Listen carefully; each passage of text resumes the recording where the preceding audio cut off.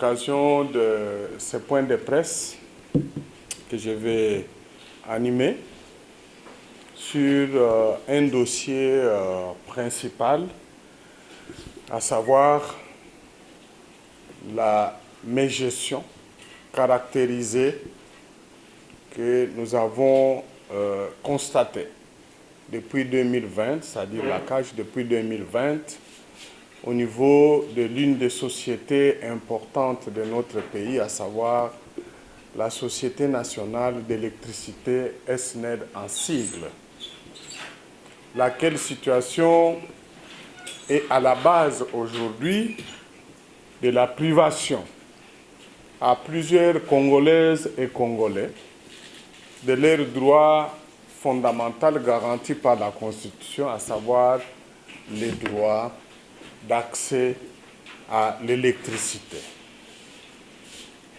Et cette situation, nous la suivons depuis 2020. Nous avons eu à son temps à saisir les dirigeants de cette société, dont certains sont aujourd'hui aux arrêts, pour attirer leur attention sur les différents actes de mauvaise gestion que nous avions enregistrés auprès de plusieurs lanceurs d'alerte qui sont principalement les travailleurs et des fournisseurs. Nous avions fait des recommandations aux dirigeants, principalement à l'ex-directeur général, qui est aujourd'hui aux arrêts et qui se trouve être détenu à la prison de Makala, de prendre des dispositions idoines afin de remédier à cette situation en lui faisant savoir que cette société représentait un instrument important pour la jouissance du droit d'accès à l'électricité, mais aussi aux technologies modernes desquelles droit est garanti à tous les Congolais. Nous avons eu à rencontrer aussi le responsable du conseil d'administration pour attirer leur attention sur leur rôle qu'ils devaient jouer afin de faire impulser une nouvelle dynamique, faire cesser principalement les actes de corruption, de trafic d'influence et de détournement des fonds publics dont nous avons jusqu'à ce jour même de preuves, et nous allons les préparer pour que la semaine prochaine nous puissions les mettre à la disposition de la justice, tout en faisant savoir à monsieur le procureur général que la CAGE se tient prête pour témoigner sur un certain nombre de faits auxquels elle a eu accès, elle détient même de preuves ainsi que des témoins sérieux. Mais malheureusement, comme toujours, vous savez, dans notre pays, les mandataires, quand ils sont en fonction, ils ferment et ils bouchent leurs oreilles. Tout ce qu'on leur dit, les démarches qui sont menées par des hommes et des femmes de ces pays, soucieux du bien-être commun, de l'intérêt général, ils ont toujours des petites idées derrière tête, pensant que ce sont des démarches qui visent à les discréditer ou qui tendraient à les faire enlever là où ils sont pour que d'autres les remplacent. Ils n'en prennent pas en considération, en tout cas la majorité. Quelques-uns, que ce soit dans la catégorie des mandataires, responsables des services de l'État ou des membres du gouvernement, quelques-uns font de plus en plus attention à ce que nous leur apportons, la CAGE ou les autres organisations de la société civile ou certains écrits sérieux des médias. Mais la majorité ne veulent pas changer. C'est la même situation que nous avons constatée pendant toute notre enquête depuis 2020 jusqu'à ce jour au niveau de la SNEL. Donc, les dirigeants les Congolaises et les Congolais, principalement ceux de la direction générale, qui ont animé cette société n'était pas disposée à nous écouter. Nous leur avions même proposé, c'est-à-dire à son ex-DG, d'organiser avec lui une discussion avec le public pour qu'ils se rendent compte de la souffrance des Congolaises et des Congolais en ce qui concerne l'accès difficile à l'électricité. Ils se sont montrés toujours hésitants. Des rendez-vous fixés, non respectés, jusqu'à ce qu'ils sont partis. Et aujourd'hui, vous avez suivi, et nous avons des éléments, qu'il a été constaté finalement que ces dirigeants se sont distingués par la mauvaise gouvernance de cette société. Et cette mauvaise gouvernance a consisté en des actes de corruption, de détournement des deniers publics des fonds de l'État, avec la conclusion, la signature de plusieurs contrats, toujours de gré à gré. Et tout ça dans leurs propres intérêts. Pas eux seuls, mais avec leurs complices. Et ces complices, nous avons aujourd'hui établi qu'ils se sont recrutés non seulement au sein de la société, mais aussi au sein de certains ministères, principalement au sein du ministère de l'énergie. C'est ce qu'on appelle l'énergie, je ne sais pas, il y a autre chose là, hydraulique, quelque chose. Au sein aussi du ministère du portefeuille. Ils ont bénéficié de beaucoup de soutien et de complices à ce niveau-là. Sans oublier aussi au niveau de certains conseillers de la présidence de la République. Et nous avons aujourd'hui des noms de certains Congolais et Congolaises qui se sont vraiment distingués dans cette mafia qui a consisté à rechercher des sociétés, à faire créer des sociétés de circonstances pour obtenir des marchés auprès de la SNEL. Et chaque fois, ces marchés-là étaient conclus de gré à gré contre des rétrocommissions. Et parmi ces contrats signés, nous avons épinglé les plus emblématiques. Sont les contrats signés par la SNEL avec des sociétés suivantes. Société Elcon, Société Sogeac, Société Proton, Société Blue Energy, Société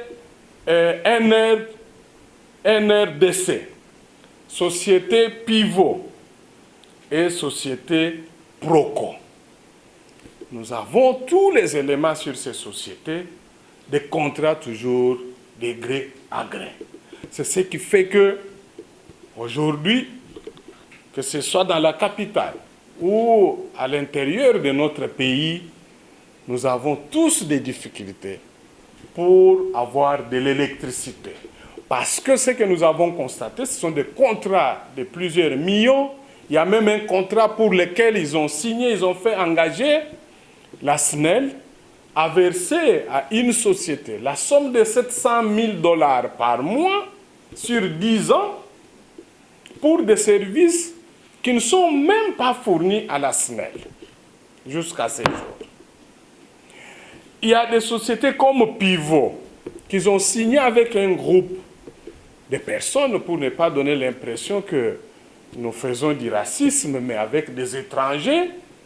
Ces étrangers ont même empoché 2 800 000 $ dans les sociétés Pivot.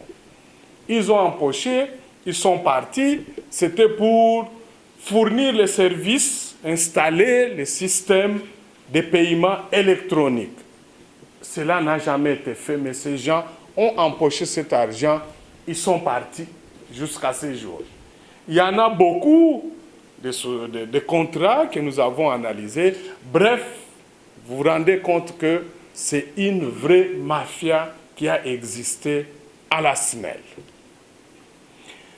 Notre préoccupation, et pour ne pas dire l'indignation, c'est de constater que dans tout ceci, où tout ceci s'est fait, s'est réalisé avec la complicité de ceux qui sont appelés à assurer le contrôle de ces sociétés. Pourquoi? Parce qu'il y a des complices qui se sont recrutés dans des ministères que nous avons cités. Le ministère du portefeuille, et nous avons des éléments établissant que beaucoup de contrats ont été signés avec l'appui des personnes provenant de ces sociétés. C'était eux qui discutaient avec les mandataires, les chefs de cette société pour dire signer, et au retour, ils se partageaient des rétrocommissions. Quelques conseillers, comme nous l'avons mentionné, qui se sont aujourd'hui distingués ou qui se distinguent dans des champions de recherche des marchés. Quand ils disent que non, nous sommes à la recherche des investisseurs pour permettre au pays de connaître un boom économique, tous nous le croyons, nous pensions que c'était ça, mais en réalité, ils ont mené ces démarches que pour leur propre gain. Et donc, ces gens sont aussi à condamner, et nous les condamnons encore une fois, et nous rappelons aux mandataires, du moins à ceux qui viennent d'être nommés, placés à la tête de la SNEL, le fait qu'ils ne sont que des mandataires, c'est-à-dire des personnes à qui on a chargé d'assurer la bonne gestion quotidienne de ces sociétés pour réaliser l'objet social de la SNEL, c'est-à-dire produire, transporter et fournir l'énergie électrique aux personnes physiques, aux personnes morales, au pays comme à l'étranger, pour rendre la République démocratique du Congo un pays fort. Mais lorsqu'ils arrivent là et qu'ils passent tout leur temps à ne s'occuper que de la conclusion des contrats dans lesquels ils s'organisent pour tirer des rétrocommissions, ils ne servent plus la nation.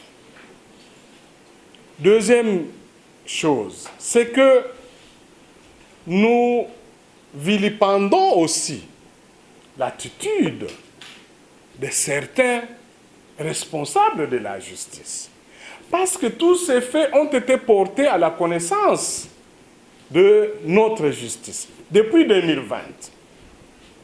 Non seulement par la CAJ, par d'autres personnes, par les médias qui avaient écrit, ou des dénonciateurs individuels, mais il y a eu aussi deux rapports importants.